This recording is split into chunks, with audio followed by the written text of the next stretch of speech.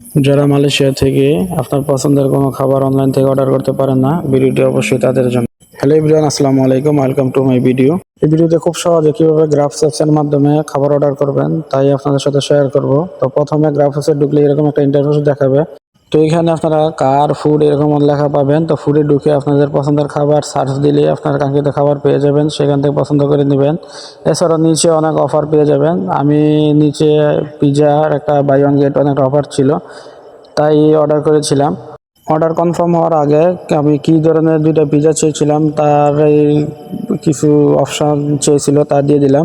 তারপর যে আপনার কাঙ্ক্ষিত যে লোকেশনের খাবারটা নেবেন তা দিয়ে দিবেন। তা আমিও দিয়ে দিলাম আমার কাঙ্ক্ষিত লোকেশনটা, দিয়ে সেট করে নিলাম। তো দেখতে পাচ্ছেন এখানে প্রায় 45 মিনিট দেখাচ্ছে, 5 টাকা ডেলিভারি চার্জ। খাবারটা ছিল 38 টাকা, ডেলিভারি চার্জ সহ ছিল 40 টাকা।